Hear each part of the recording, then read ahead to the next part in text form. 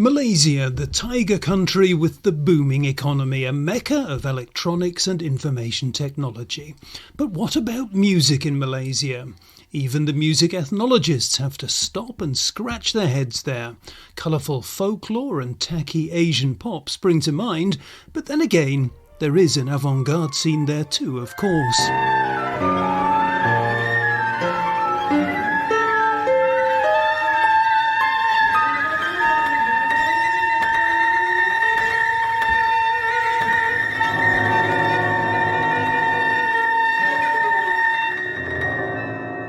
Malaysia, like every other country in Southeast Asia, has its own lively and autonomous new music scene. What's missing is above all an infrastructure for the performance and discussion of new music. The Kuala Lumpur Contemporary Music Festival aims to stop this gap. In late November 2009, composers gathered for the first time for a weekend workshop, conference and concerts to exchange news and views on aesthetics and the role of new music in Southeast Asia, and first and foremost, to listen to music.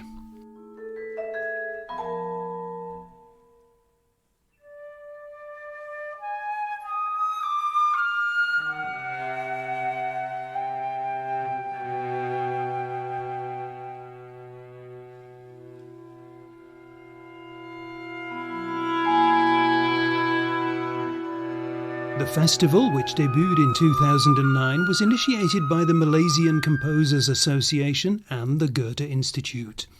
The invited artists included not only Malaysian composers, but their colleagues from throughout the Southeast Asian region, from Thailand, Cambodia, Vietnam, Hong Kong, Indonesia and the Philippines. Malaysia will have a very strong voice in the development of Southeast Asian contemporary music. I mean, Southeast Asia is really emerging as an important force in the global culture, so to say. The participating composers like Jonas Baez from the Philippines came across as self-assured and optimistic, and rightly so, for the works performed showed that new music in Southeast Asia has found a sound and an approach all of its own. The theme of the concert weekend was the city, urban soundscapes and the cultural challenge of the metropolis.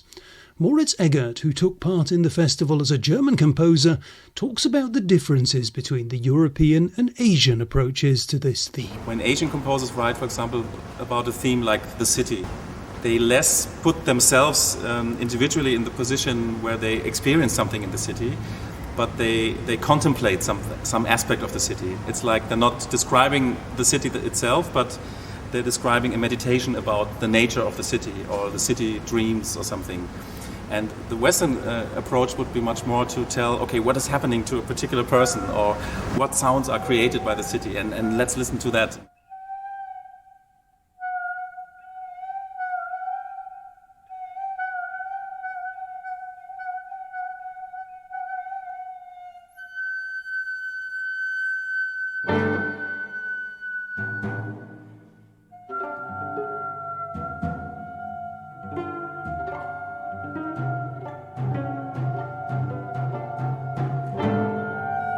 The composers adopted very diverse approaches to the subject of the city, exploring a wide range of different facets of the urban habitat. The manic panic of big city life was juxtaposed with nostalgic loneliness. The din of a metal factory clashed with gamelan sounds, and some of the music harked back wistfully to traditions lost in the hustle and bustle of business-geared modern-day Kuala Lumpur.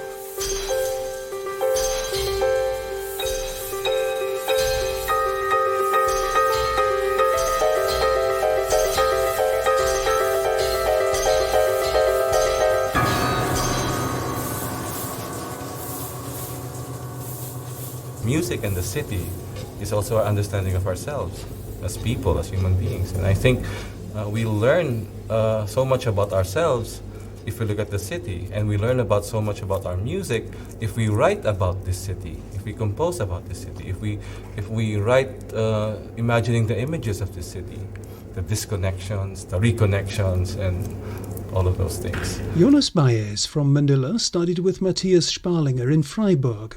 Baez has developed new music as a form of social criticism. Working with traditional ensembles, he seeks to give musical expression to social injustices. One of his pieces, performed in Kuala Lumpur, addresses the consequences of the military crackdown in the Philippines. He belongs to an older generation that adopts social and historical perspectives. Younger composers, on the other hand, tend to be less interested in such an approach. Bettina Junge, who put in a guest appearance in Kuala Lumpur as the flautist for the Ensemble Mosaik, talks about the generation gap. Da gab es eigentlich eine lange Diskussion zwischen den älteren Komponisten und diesen jungen Studenten There were these long discussions between the older composers and the younger students about the backgrounds and aspirations they want to articulate. The theme of the competition was the city, and apart from the titles, that theme was scarcely audible. The composers were supposed to take a position on that, also as far as their musical intentions are concerned. It was supposed to give expression to the younger generation's positive attitude and not social criticism. Sozialkritische, was dann eher vielleicht die ältere Generation hat.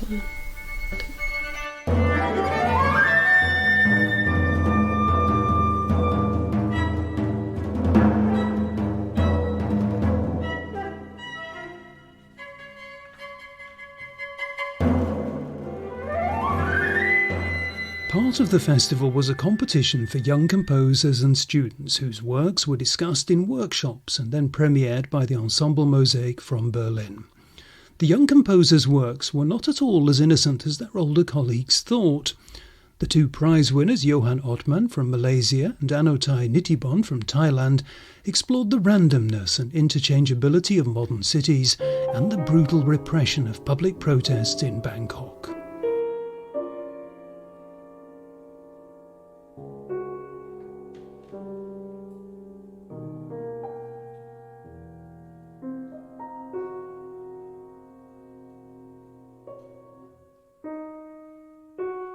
The festival was praised by everyone involved, not only for being so well organised, but also for its friendly and personal atmosphere. The concerts took place on the outskirts of the city in the auditorium of the private Segi University. The artists and the small audience of highly attentive listeners got closer together over the course of the 3-day event. The Kuala Lumpur experience led the German composers involved to question themselves and their music. Ernst Sorberg, the Ensemble Mosaik's pianist, found an apt metaphor for the experience. I suddenly saw European, German, my culture from the outside, the way when you're on a ship and you turn around at some point, you suddenly see how far away the shore is, because you've been looking straight ahead the whole time. If you only look forwards all the time, then you never notice. So you take a trip, you immerse yourself, and at some point I started taking a good look around. That's when you first realise your cultural ties, what you lug around with you.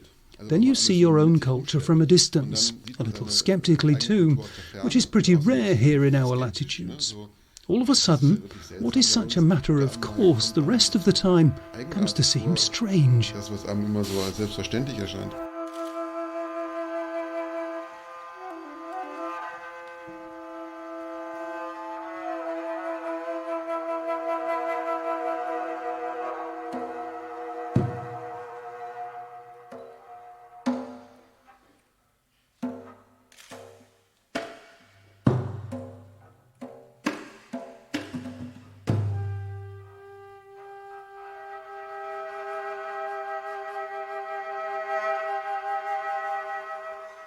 In Kuala Lumpur, it was not only about a hit export from the West, nor was it about exoticism or folklore.